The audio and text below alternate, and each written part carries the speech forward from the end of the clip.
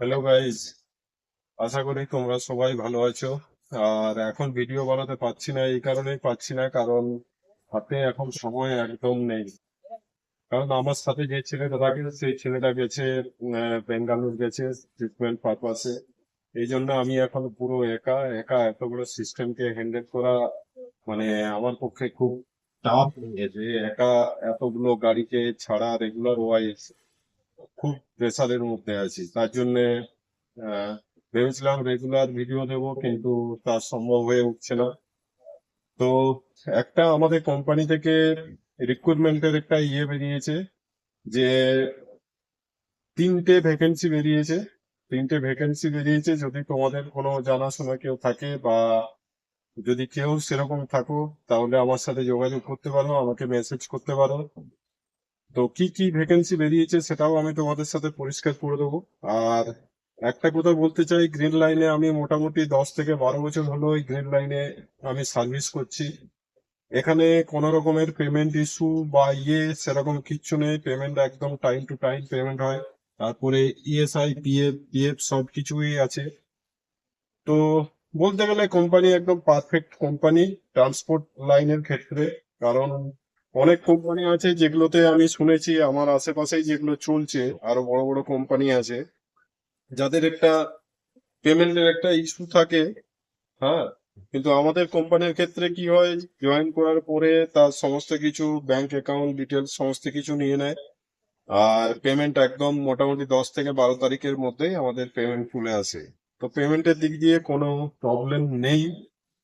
আর দ্বিতীয় কথা হচ্ছে কোম্পানি, আমি এতদিন ধরে এই কোম্পানিতে সার্ভিস করছি, আমি কোনো সময় খারাপ বলতে পারবো না। কোম্পানি কিন্তু একদম জেনুইন কোম্পানি। তো যে তিনটি ভ্যাকেন্সি বেরিয়েছে সেই ভ্যাকেন্সি গুলো কি কি? নাম্বার ওয়ান হচ্ছে back office incharge. Back office incharge, যার পোস্টিং হবে কলকাতার মধ্যেই। আর দ্বিতীয় হচ্ছে ক্লিনিং ইনচার্জ।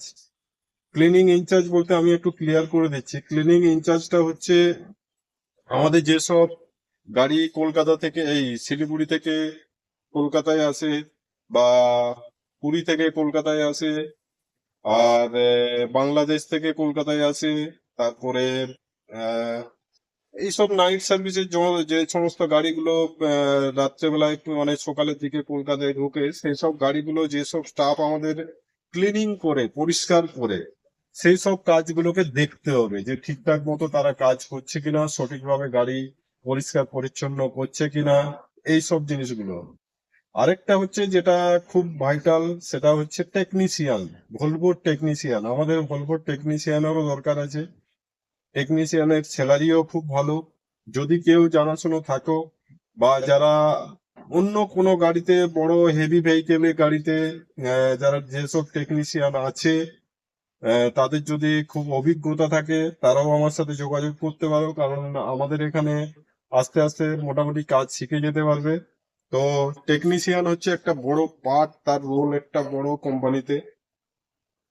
কারণ গাড়ি তো গাড়ি, যেখানে সেখানে কিছু না কিছু প্রবলেম হতেই থাকে। তো এই তিনটে ভ্যাকেন্সি আছে।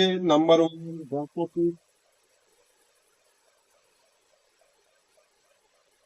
তো হর্ন বাজছে, কিন্তু সাউন্ড আসছে না। Number one cleaning incharge, number two back office incharge, number three technician. তো এই তিনটের ভ্যাকেন্সি আছে, তিনটেরই জব পোস্টিং হচ্ছে কলকাতাতে। আর দুটো তো কলকাতায় একদম ফিক্সড, ব্যাক অফিস আর ক্লিনিং এর। আর থাকলো টেকনিশিয়ান। টেকনিশিয়ানের ক্ষেত্রে কি হয়, অনেক সময় অনেক জায়গায় একটু যেতে হয়, কোথাও গাড়ির কিছু প্রবলেম হলে সেখানে যেতে হয়। তো এটাই। আর যদি কেউ থাকো, তাহলে অবশ্যই আমার সাথে যোগাযোগ করবে এবং মেসেজ করবে।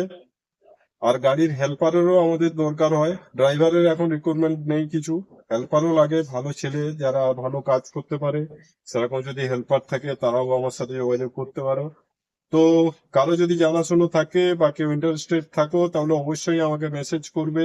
আমাকে মেসেজ করলেই আমি তাকে অফিসে পাঠানোর ব্যবস্থা, তার দায়িত্ব হচ্ছে পুরোটাই আমার। আর এটাই। আপাতত আজকের মতো এখানেই। ওকে, বাই।